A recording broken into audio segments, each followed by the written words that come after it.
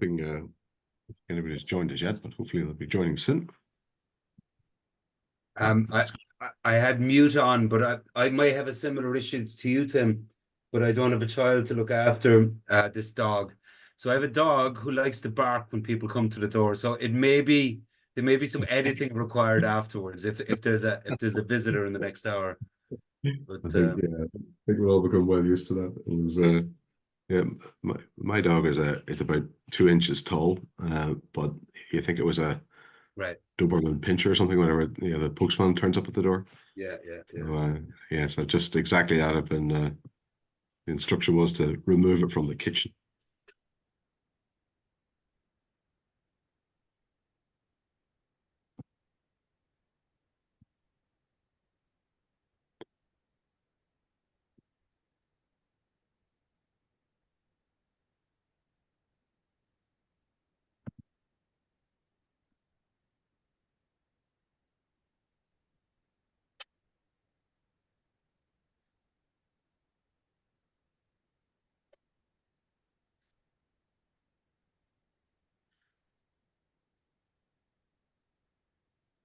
So we are going to kick off very shortly. It's just hit 1 o'clock, so we might just give 1 or 2 minutes to see if others will join us, and then we will begin to kick off the session. So if you are, and I say a few people have joined us already, if you are joining us today, if you the chat box is open, if you would like to say hello, you would be we'd be delighted to hear from you.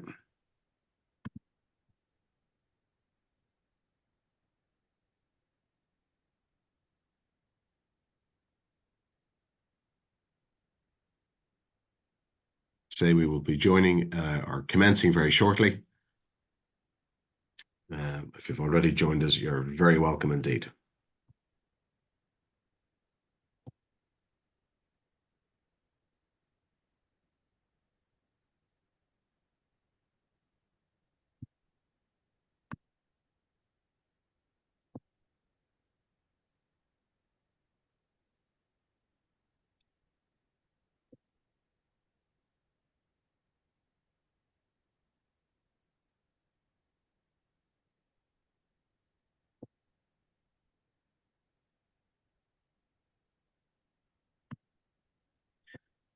So I think what we might do is we will kick off. I'm conscious that it is lunchtime, so we are delighted that you've chosen to invest your time with us this lunchtime. As I say, you're very welcome indeed. My name is Tim Ray. I'm the Director of Executive Development at Smurfit Executive Development. So delighted that you've been able to join us and that you're with us here today. Just a quick overview of what we plan to do. I'm delighted to be joined by Professor Tom Conlon and Professor John Cotter, who'll be jointly leading the Executive Diploma in Aviation Finance, the Professional Diploma in Aviation Finance. Tom will be providing us with a flavour, if you like, of a topic that will no doubt get significant discussion and exploration at the programme itself. The title of his talk today is "What Will Happen to Aviation If We Don't Decarbonise?" I know a topic that is of central concern for the sector as a whole. So delighted to hear from Tom. That's intended, as I say, to give you a taste or a flavour of some of the content and the kind of issues that will be explored on the programme. And then after that, we'll have a panel discussion. John will join us, and we will talk more specifically about the programme and the details of the programme. So that's what is ahead of us. Just in terms of the housekeeping, so we have the chat box open. We want to make this as interactive as possible. So let me invite you, if you have a question or simply a comment, please drop it into the chat box, either in relation to what Tom is going to share with us, or when we get into the panel conversation after that. So as I say, we'll be delighted to have as much interaction and dialogue. If you can, as ever, keep your mic muted. That would be very helpful in terms of keeping the kind of the quality of the sound as top class as we possibly can. So it's our intention, we'll move through this nice and crisply, and it's our intention to be wrapped up around 5 to 2. So we honor your time and get you back to the desk promptly. So again, you're very welcome and looking forward to the session today. Patrick, if you wouldn't mind just moving it on a slide. So just very briefly, I wanted to say a couple of things about Smurfit. I've no doubt that if you've joined the webinar today that you are already very familiar with us as an organization, but that might not be true for everybody. So just a few brief comments in relation to the UCD Smurfit School and Smurfit Executive Development. As many of you will know, we are the top-ranked business school in Ireland, and that is based on the Financial Times Executive Education Rankings, or the Business School Rankings, which are the preeminent global business school rankings. So #1 in Ireland, in the top 25 in Europe. We're also ranked #1 for open enrollment programs in terms of executive development. And that's significant here because the program that we're going to talk about today, the Diploma in Aviation Finance, is part of that suite of open enrollment programs. In fact, the suite is a suite of diploma programs, professional diplomas, covering a wide range of topics and issues, from strategy to leadership to organizational change, through to topics like aviation finance. And significantly, of course, it's possible to stack those different diplomas into a full master's degree over a period of years. So if you were to choose to come on the Diploma in Aviation Finance, you will access that expertise, but you will also open up that pathway for yourself as well. So look, we are delighted with you today. Ireland is the #1 global centre for aviation finance. UCD Smurfit is the global centre for #1 centre for research and education in this field. And it's out of that expertise that this programme is emerging. But more about that later. So what I'm going to do now is, as I say, I've got pleasure in welcoming Professor Tom Conlon. Tom will be familiar to many of you, and along with Professor John Cotter, one of the thought leaders in the field. But I'm going to leave it to Tom to introduce himself, and then he's going to speak for about 15 minutes on this topic. And again, let me emphasize the opportunity to any questions, comments, drop them into the chat column or into the chat box, and then we will be delighted to pick those up in the conversation that ensues after Tom has shared some thoughts with us. So Tom, over to you. Thank you. Okay, thank you very much, Tim. You're all very welcome this afternoon. I'm Tom Conlon, and I've been involved in aviation finance in UCD since the founding of the MSc in aviation finance in 2016. I've designed and I've delivered many of the aviation finance related modules on the MSc. And I was also behind the design of the overall curriculum for the MSc. I'm also involved in aviation finance education more widely, so beyond the MSc. So for example, I designed and delivered a module taken by MBA students globally. This is part of the UCD affiliation with GNAM. So there's been students on that from Yale, University of California, Berkeley, Oxford, Bocconi, where this is an aviation finance module, which is taken by executives who are looking to further their careers in aviation. I'm also involved in aviation finance in a number of other ways. I'm co-chair of the science group in Impact on Sustainable Aviation, which is the leading non-profit group which is trying to promote sustainability within aviation. And as part of this, along with colleagues, I created the metrics which have been proposed for sustainable financing in aviation finance. And these are going to be adopted by banks and by lessors. Finally, I'm also active in thought leadership in aviation, so including research and engagement with industry in trying to help to resolve some industry-wide problems. So what I want to do today is go through, if you can go to the next slide, please, Patrick. What I want to do today is give you a kind of a sense of some of the materials that we'll be going through, we'll encounter throughout the diploma. We've heard a great deal about aviation emissions in an Irish context in the last few weeks in relation to the proposed expansion of Dublin Airport. So what exactly is the problem? The figure I've shown here uses a carbon budget approach to illustrate aviation's contribution to global emissions. And this doesn't account now for vapor effects, which would make the situation even more precarious. The blue band up near the top shows where, based on current policies, aviation is going in terms of emissions. The coloured vertical lines correspond to the impact on climate change. So if aviation is to continue on its current trajectory, its contribution to climate change will exceed 4 degrees Celsius. This will correspond to things like sea level rises of 7 to 9 meters, severe droughts, extreme food insecurity, and extinction for up to 50% of species. So where aviation needs to get to avoid the worst impacts of climate change is to get emissions down to the green bars right down near the bottom. Even if we look at the most wildly optimistic forecasts of aviation, we don't currently get near these levels. Of course, regulators, policymakers, the financial community are all aware of these issues. Today's talk is going to try and cover just some of the possible implications for aviation if this route towards net zero does not begin soon and in earnest. Next slide, please. So ideally, aviation would decarbonize of its own accord, so it would find market-based solutions to the problem. But what if it doesn't? So first, and we're already beginning to see an element of this, policymakers will have to manage what will be deemed a market failure.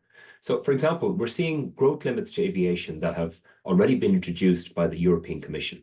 So one implication of this is that airlines and lessors who are seeking sustainability-linked financing will need to retire an aircraft for every new aircraft that they introduce. This is an explicit cap on growth, even if it's only in Europe at the moment. One other current major challenge is that we don't necessarily understand the magnitude of the problem at hand. Regulators are all over this now, bringing in disclosure requirements across all sorts of sectors, and this could be particularly difficult for aviation. If investors have a better idea of the true impact of aviation on climate change, they might be less willing to lend to aviation, which in turn would prevent growth in the sector. And finally, aviation has been largely immune to the implicit and explicit taxes on emissions that we see in other industries. This could be about to change rapidly, especially for EU customers, where the cost of emissions permits for airlines is anticipated to be €5 billion per annum. And this is ultimately a cost to the consumer. Finally, there's the spectre of degrowth.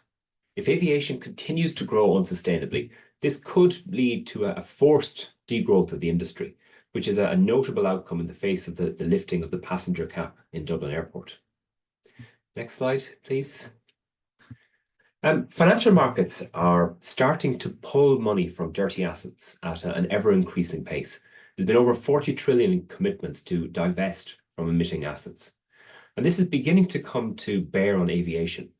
For example, PRI, the Principles for Responsible Investment, which represents a network of the largest financial institutions, have suggested that the demand for aviation will have to be constrained, and the carbon offsetting isn't credible for aviation.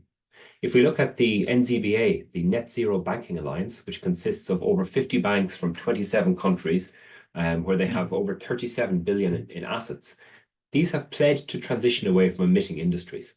In fact, only last week we saw that Barclays have committed to stop lending to fossil fuel extracting companies.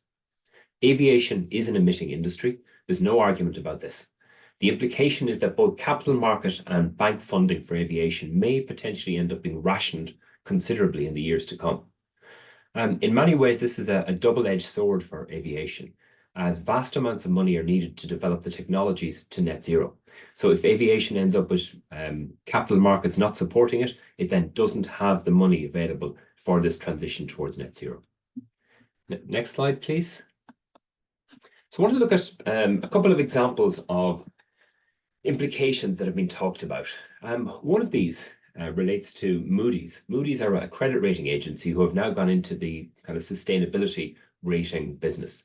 And they've looked at the climate impact of transitioning on the chances of default for various companies. So for Boeing, the large aircraft manufacturer, they looked at a series of different scenarios which depend on whether the transition towards net zero happens right now or whether it's postponed. If we focus on a few of these scenarios, the dark green line at the bottom corresponds to the status quo. So if there was no impact from climate change, this is what we expect the default frequency of Boeing to be. So it's reasonably low. The top gray line represents a scenario where transition to net zero happens rapidly. So for example, through policymakers' intervention, and the expected default rate more than triples. Finally, if we look at the light blue line kind of nearest the bottom, this corresponds to a scenario whereby Boeing put in place a strategy to transition the business towards net climate impact as soon as possible. And this is the only scenario under which they're able to remain an investment grade borrower. So why is that important? Boeing is currently a BBB minus borrower. So they're just about an investment grade borrower. It's one notch into investment grade. If there was a quick no policy transition, so in other words, the transition toward net zero happened rapidly and they didn't have a policy already in place, this would result in them being downgraded to about a B+. The implication of that is a 4-notch downgrade for Boeing, and that would increase their cost of borrowing by somewhere between 300 and 400 basis points. For a business like Boeing, which is incredibly capital intensive, this would be completely unsustainable. They wouldn't be able to continue doing what they do, and they certainly wouldn't be able to invest in the future with an issue like this. Next slide, please. Another implication relates to stranded assets. Stranded assets are assets that have suffered from unanticipated or premature write-downs, where there's been a devaluation, so a balance sheet type devaluation, or potentially a conversion to liabilities. In other words, there has to be some kind of decommissioning costs associated with the asset. This is something that has struck mining companies and oil companies, where we have concrete evidence for about $1.4 trillion worth of stranded assets over the next 20 years. What's the implication for aviation? And most especially for the owners of the aircraft, the leasing and the financing community. If a rapid transition was to occur in aviation, which could potentially mean degrowth within the industry, it's going to result in forced retirement of less efficient aircraft. But also put restrictions on financing availability, and potentially aviation could be subject to stranded assets. In other words, while the economic life of an aircraft is about 25 years, they may end up having to be retired much earlier. And this is going to have a knock-on effect on aircraft values. This would then impact upon the lending costs associated with borrowing using the aircraft as collateral, because the collateral becomes much more uncertain. And then this in turn is going to make lending to aviation just more expensive, going to make it much more difficult for aviation to grow and for also to meet the challenge associated with net zero. Next slide. So far, this doesn't all sound particularly positive, but it is still just about within the industry's control. There are pledges towards net zero by 2050, but a real effort must be found in the short run in order to policymakers and keep financial markets open to aviation. So how can we go about doing it? Well, aircraft upgrading will help. This is where the leasing and the financing community are incredibly important. New aircraft allow for about 20 to 25% efficiency gains, and those efficiency gains result in reduced emissions. If we think about proposed next generation aircraft, so for example, hydrogen aircraft, these are going to come too late to have a meaningful impact on the 2050 target. Sustainable aviation fuels, which we also know as drop-in fuels, because they act as a direct replacement for jet fuel, are the only solution that is really currently available to us. In order for these to fill the gap, they need to be dramatically scaled up. They currently account for about 0.5% of all fuel sources. So in order for this scaling up to happen, we need a concerted effort from policymakers, from airlines, manufacturers, consumers. SAF is not currently bankable. So what I mean by that is there's too much uncertainty associated with the use and the production of it and the cost of it to lend against its development. And this has to change if there's going to be a move towards net zero in aviation. Finally, when all other options are exhausted, we can then consider offsetting and carbon capture. But as suggested by the Principles for Responsible Investment, this is not the silver bullet in the case of aviation. Thankfully, we are seeing considerable efforts being made by many to assist the industry in transitioning. So, for example, the proposed SAF development plans for Ireland that are supported by Aircraft Leasing Ireland. Decarbonisation will be at the forefront of aviation in the future. And it's really critical that the leadership in the aviation finance community understands the potential implications and they begin to plan for them. So in the context of the professional diploma in aviation finance, this will be one of the many issues that we'll grapple with. So I'll finish there, Tim. Thank you very much indeed, Tom. Just to invite anybody who'd like to drop a question into the chat box or a comment, we'd be delighted to hear from you. But Tom, you kind of lay out a landscape there that is pretty stark. One of the things that jumped into my mind as you were talking through that was in relation to the consumer question. You talked about self-regulation effectively on the part of the airlines. If they don't do that, how will regulators, government policy, etc., intervene? Any thoughts on how consumer choice impacts that as well? I mean, perhaps the controversy over Dublin Airport belies this slightly, but at what point did consumers start making choices that are kind of green choices, more about not flying? Business travel hasn't perhaps recovered fully from COVID, etc. Are we likely just to see a smaller aviation sector into the future? Well, I don't think anybody wants to see a smaller aviation sector into the future. Aviation is critical to the economy. It's critical for, particularly from an Irish perspective, for interconnectivity, but more widely, aviation adds considerable value economically. So I think that's not something that we want to see. The danger is that if we start to see and observe greater impacts from climate change, that it's not just aviation that's going to end up being at the brunt of this. There's lots of other sectors that are going to end up having similar issues. And there may come a point where regulators, policymakers step in and say, this is too much. We can't have you continue to grow while the planet is burning. And that's the kind of worst outcome. What we're trying to do, what we'd like to see, is aviation dealing with this itself. So before policymakers and regulators begin to start to engage with this to a greater extent, if the industry can show that it's getting there, that it's doing it itself, I think that will really help the case. From a consumer's perspective, obviously this is a concern, but it's not clear to me at the moment that this is at the forefront of consumers' minds. And the reason for that is I think there's a disclosure problem. For example, we've seen issues with carbon credits for aviation. There's been lots of articles in The Guardian talking about carbon credits and how the carbon credit market there's a lot of noise in there. The value of those carbon credits, we really don't know how good they are. Aviation has felt the brunt of this, I think, to some extent, and people kind of look at it and go, well, what's real? So I think what we're going to see is much more disclosure, transparency from airlines. I think once consumers begin to see that, and they can see that airline one is more efficient and produces less emissions per kilometer flown, that's going to have a big impact on choice. And I was also interested, you slide there with the Boeing scenario, 3 or 4 different scenarios, which is very interesting. You talked about the danger of falling away from being an investment grade borrower, etc.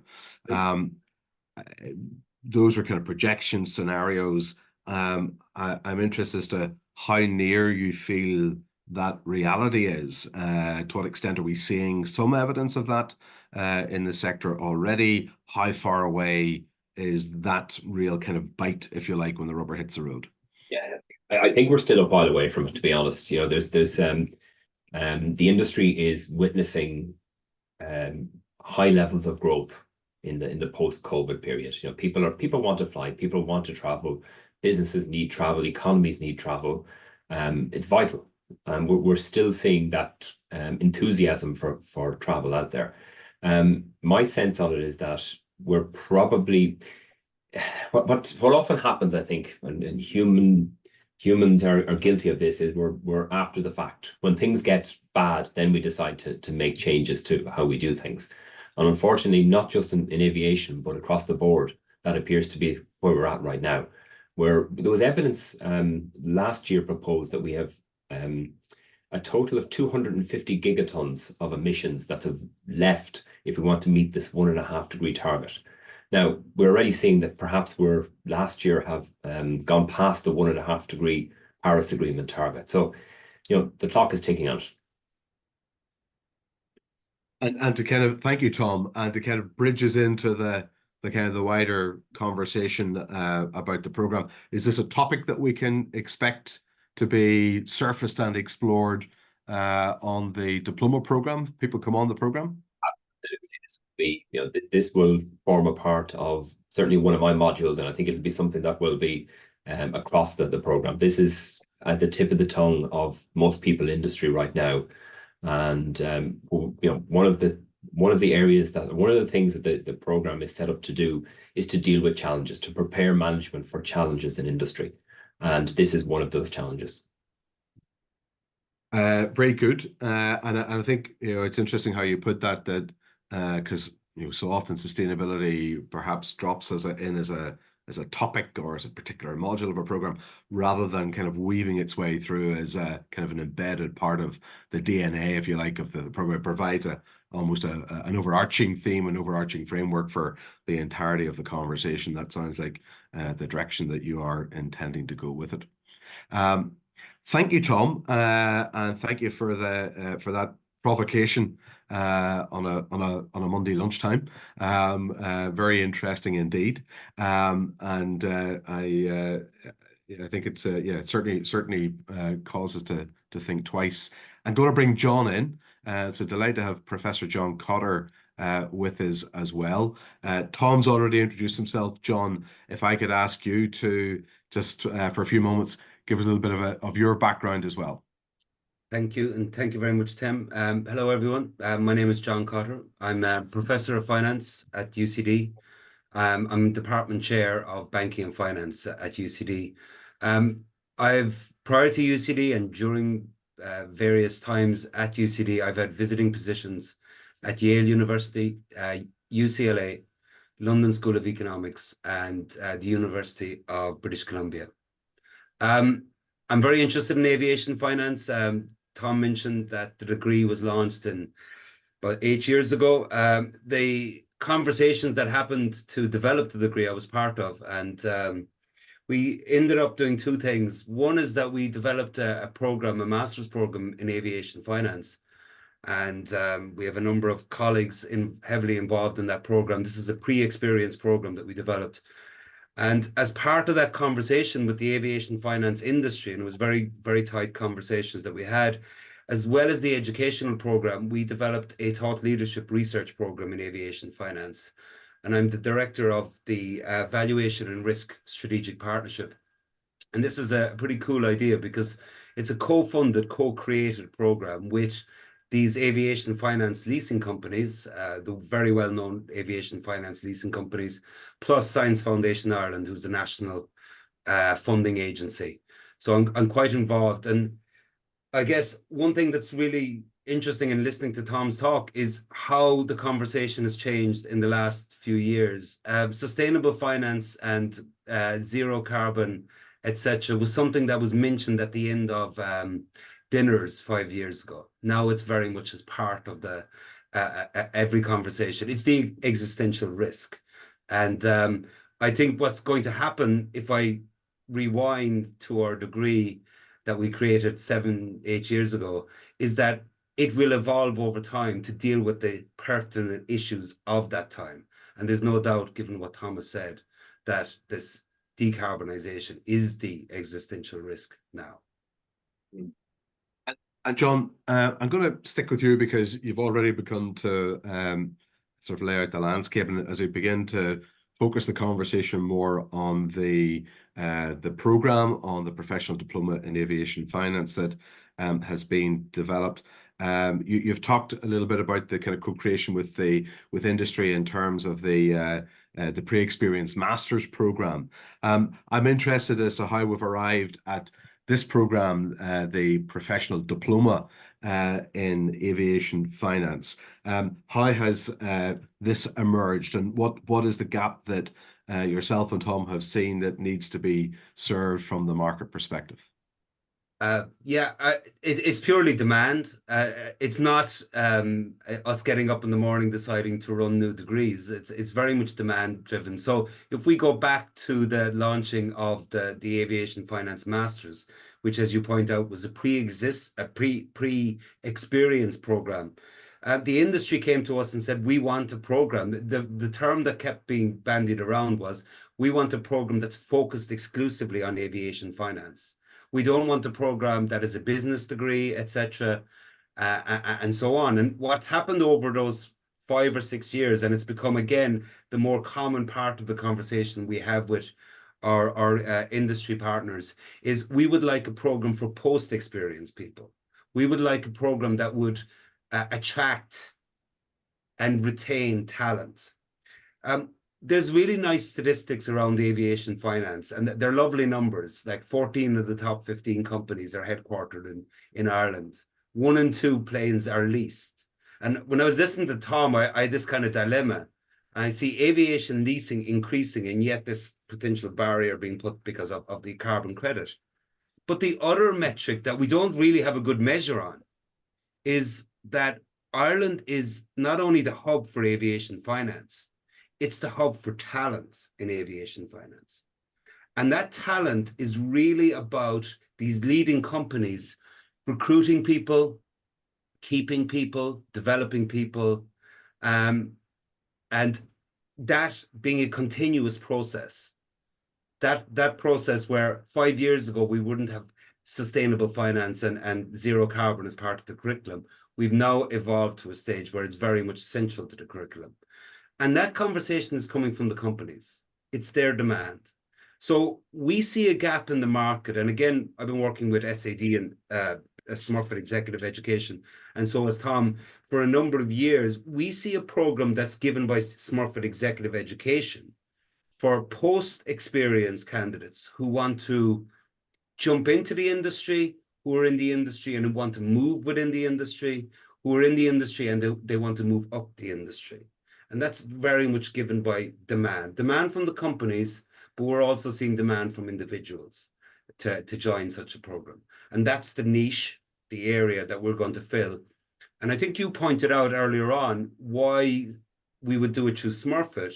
It's because we are the #1 provider of premium products in executive education. So that's what we're offering. And it is coming from the market asking us to offer such a program. And it's very interesting what you say, that Ireland is as you say, the hub for the sector, but also by dint of that is also the hub for talent, and maintaining that talent pipeline in what is a very fast evolving arena is critically important. And you touch on the kind of lifelong learning theme that obviously is consistent in terms of all of our other programs as well. And we're going to thanks Niall for the question in the chat column. I'm going to come to that in 1 second. Tom, John began to kind of open this up a little bit, and so just briefly, because we have touched on it slightly, but so we've got a program here that's targeted at that, post-experience professional. So it's a part-time program. People expected to have several years of experience coming onto the program. That's what differentiates it at a high level from the masters. John began to touch on this, but very kind of briefly, why Smurfit? What are our credentials for being the ones to provide this program? Yeah, sure. Look, first of all, we have a geographical advantage. Ireland has been at the center of aviation, international aviation, since the very beginning. You know, the very first flights to cross the Atlantic landed in the west coast of Ireland. And then we've had the advent of aviation, where every flight had to go through Ireland on the way to North America. You know, being located in Dublin obviously means access to the leading aviation finance and leasing companies in the world, and that gives us a considerable advantage.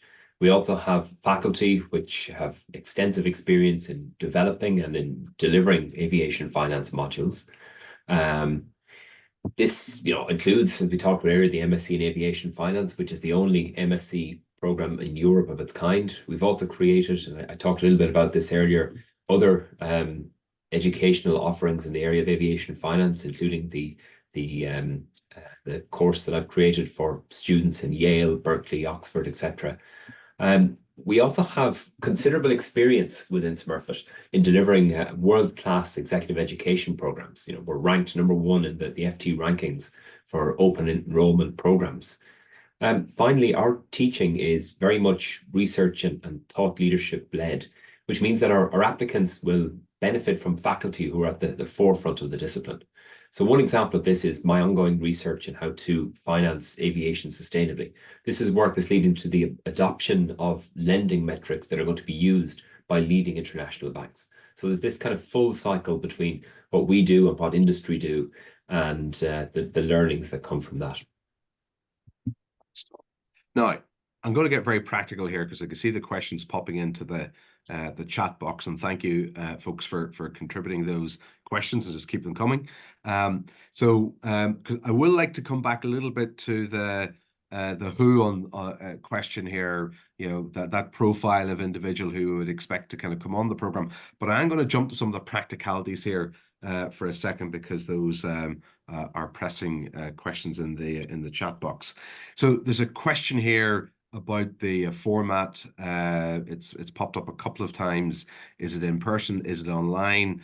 I'm gonna let you guys give the kind of factual response to that. I might add something as well. John, do you want to take that? Sure. It's in person, and part of the Smurfit experience is it's in person in these type of premium programs. It's run over 7 or 8 months. The program has 2 days of face-to-face meetings in a building not too far away from the background that you can see in front of you. You will arrive for 2 days. You'll spend 2 days with a small group of people, 15 people. So it's really, there's a lot of time spent with your colleagues, but also with faculty. You can consider it as a weekend away with 15 people. You do this 6 times. So the first time the module will run, or the first module that's going to be offered, is going to be in May. What we get people to do in advance of that is we get them to do some pre-prep work in advance of the actual meeting for the 2 days. We then have another module in June, and we repeat that, but now we get people to do some post course homework as part of the degree. And then we're going to take a break over the summer for July and August to allow people to take holidays, etc. And we're going to repeat that for 4 months, September through December, for the final 4 modules. So it's 6 modules by 2 days on campus, plus work in advance of the modules, plus homework post the modules. And it is all face-to-face.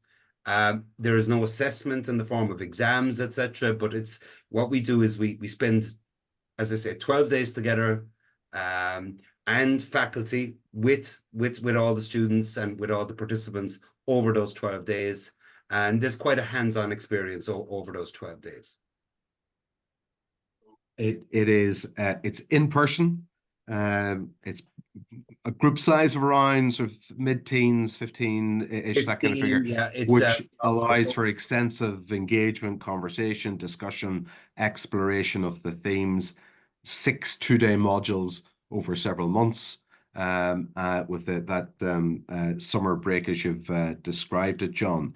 And if I could just add to that, without scaring off my colleagues, it is an in-person program. Rui, and I hope I'm pronouncing that correctly, to pick up on your question. Of course, into the future, we may well look at a fully online option. This is the first running of this program, and it will be in person at this point in time. Niall has another question there about differentiating from the Law Society program. I'm going to come to that again in a moment, but I want to pick up on one of Niall's other questions. He asked the question about assessment. Very often I can interpret that and say the question is, are there exams on this program? Tom, can I go back to you for this? You can. No, there won't be exams on this program. No, exams don't form part of it. The format of the assessment is take-home assessment. So between the modules, as John outlined a moment ago, you have roughly about 4 weeks between the modules. So you're given an assessment to take home to work on over that 4 weeks, and that'll be submitted before you start your next module. So that could, for example, be a case study.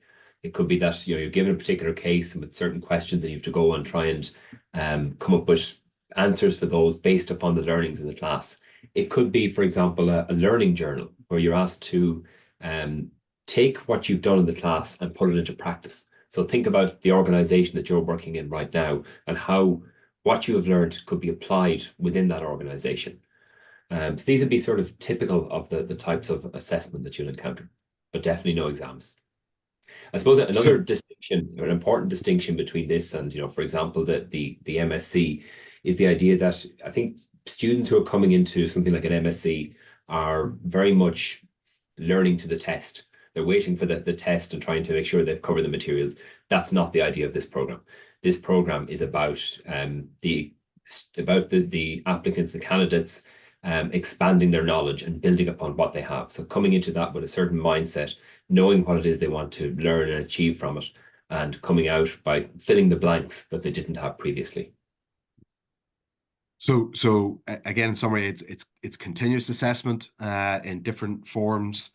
Maybe a learning journal, maybe a case study. I think the theme I'm hearing from you, Tom, is very much application of knowledge. So very applied, very relevant, resonant with the individual's day job. On any of our diploma programs, and I think it's absolutely true here as well. In some respects, the test is that people go away from a module, and on the Monday morning, they're already beginning to bring some of those ideas into practice within their own organizational setting. I'm wondering, John, your familiarity with the Law Society program. I'm slightly tentative around this question, but it's been asked directly. Would you or Tom, I'll go to John first, have any comment on how the program is different from, builds on perhaps what's offered by the Law Society?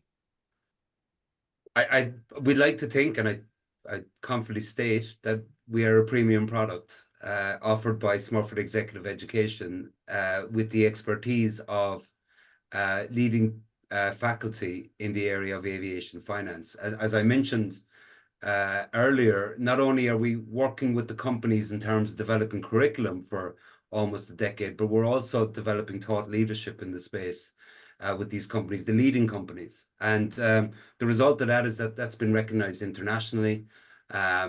We have, for example, the first PhD, our first doctorate in the space of aviation finance came out of our partnership with the companies as a result of SFI, Science Foundation Ireland, supporting us.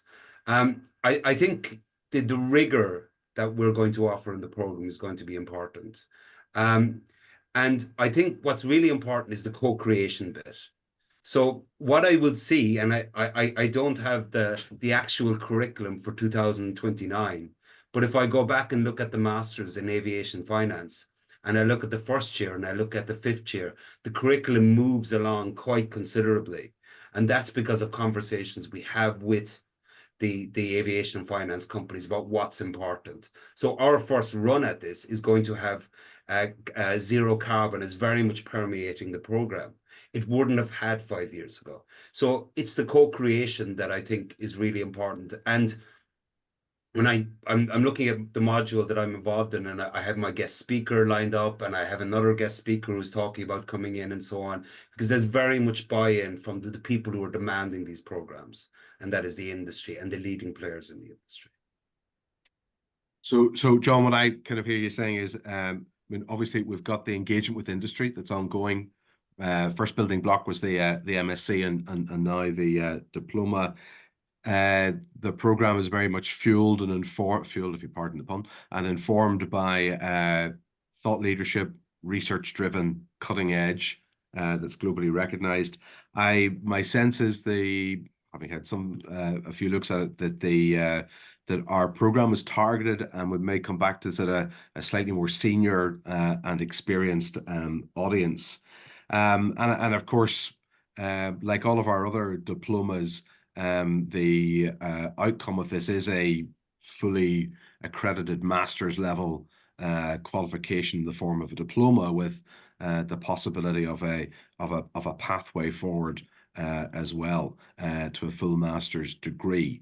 And for some within the industry, perhaps those particularly who have not had the opportunity to do a full-time master's program, such as our pre-experience program, to be able to acquire an accredited university accreditation that in some respects provides a credential for the experience they've already got in the industry is something very valuable indeed. Very good. So maybe we just go back and touch on that a little bit further, is that issue of the profile of the individual, because it's kind of come up a couple of times. Tom, I wonder if you'd like to kind of elaborate on what in your mind is perhaps the typical profile of somebody who would come on to this program and who would benefit most from it. Yeah, sure. Look, the professional diploma has been designed with managers and executives in mind. So managers and executives with a minimum of 5 years of experience. And I think, going back to Niall's question, this clearly differentiates the offering from other alternatives that are out there in the market, which tend to cater for people with less than 5 years of experience, or those who have potentially minimal experience, so pre-experience.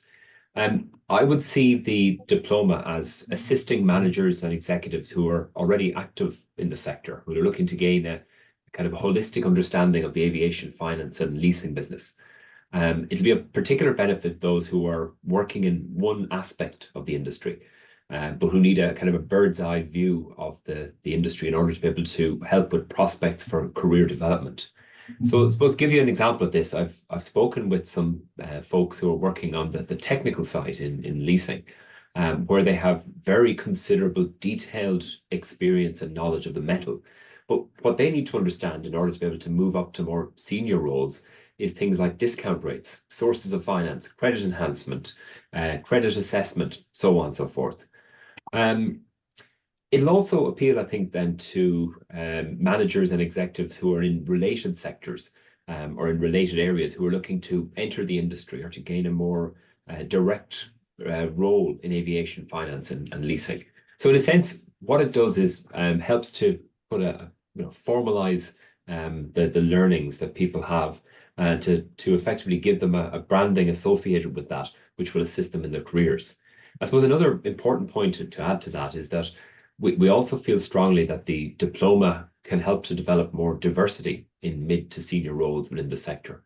It's very well known that the industry is male dominated, and this diploma will really help to boost the diversity levels in senior management roles within the aviation finance and leasing industry. Thanks, Tom. John, if I could pick up one perhaps last point as we move towards kind of the conclusion.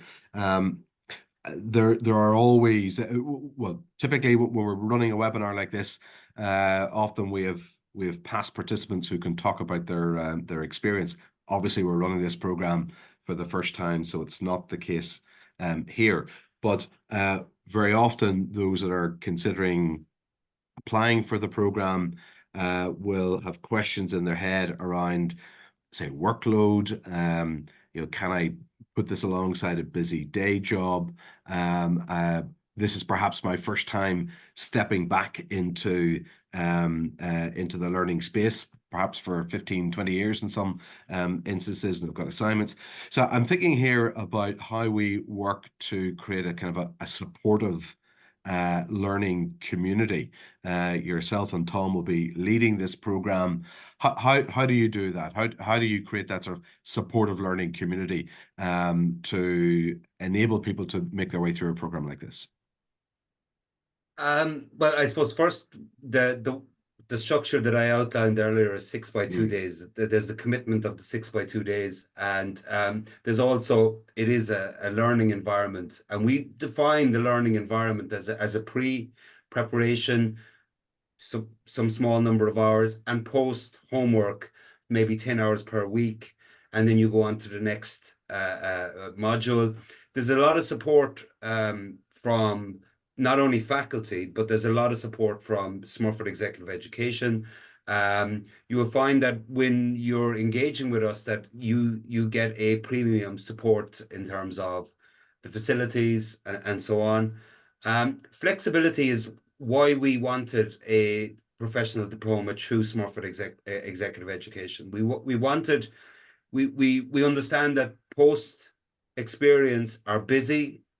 People are busy. They've got a working life. They may even have a working life which is outside the industry, and they're trying to transition into the industry. Um, One of the things that we mentioned when we were talking about assessment is that you have post assessment requirements. One thing we often do is we get people to work together in groups.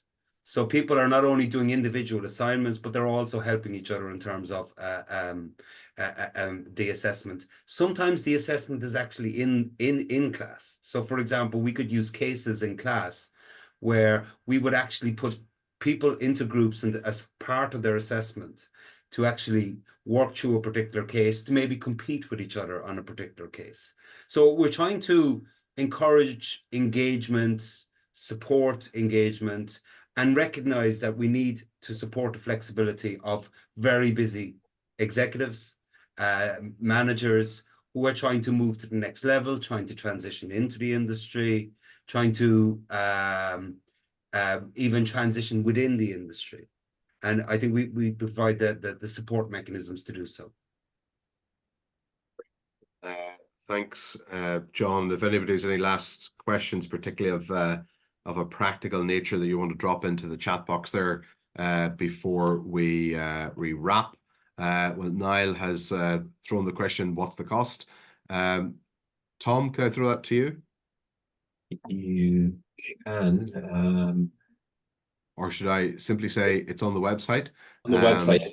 I don't want to misinform, so. You're looking for the down to the last shilling. Yeah. Accuracy.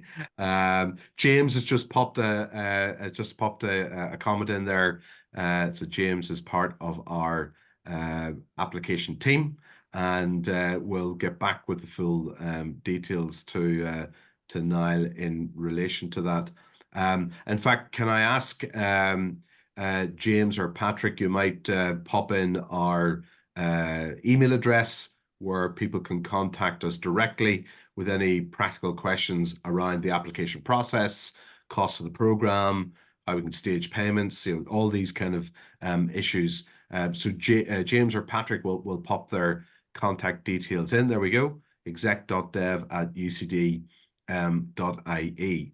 I've kind of one question left for John and Tom, and I'll throw it to John first of all, so Tom gets the luxury of being able to think about it. John, I'm just wondering if I had to say to you, what's the one thing you're looking forward to most in relation to this program? What would it be?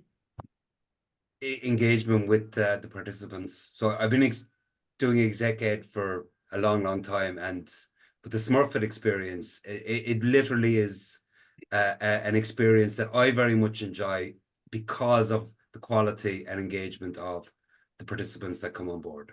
So I'm very much looking forward to the program for that reason, more than any other reason. Excellent. Yeah. Thank you for that, John. Tom? I have a very similar answer. I've been doing, executive ed for quite a long time as well. And I think it's engagement with the people, but it's also what you learn from them. you know, that they throw questions at you where you go back and think, wow, that's a really pertinent point. What's the answer to it? And you learn so much from engaging with them as to what the issues are within the industry, where the industry is going, and what people are concerned about, both in terms of their careers, but also in terms of what's happening in the industry. So definitely the engagement.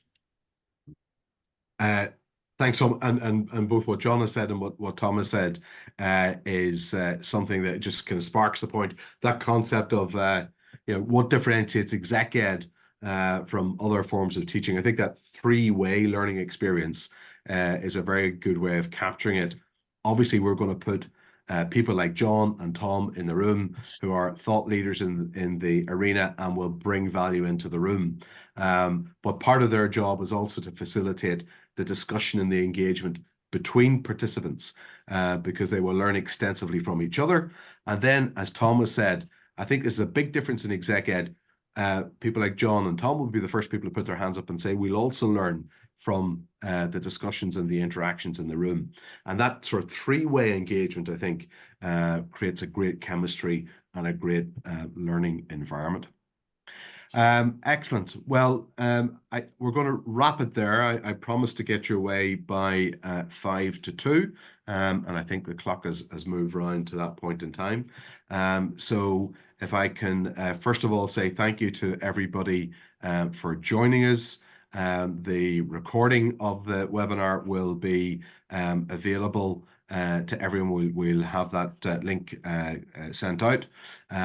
So feel free to do that. Have a look at that. Likewise, you've got the contact details in the chat box there if you want to contact our applications team directly. And a particular thank you to John and to Tom for their contributions today. And I hope for those of you that have joined us on the webinar, that has given you a very full and complete sense of the diploma in aviation finance. But of course, any gaps that remain, if you would like to chat to any of the team or Tom or John directly, I know they would be delighted to have that conversation with you. So thank you, everybody. Delighted to have you with us today and enjoy the rest of your afternoon. Thank you. Thanks, folks.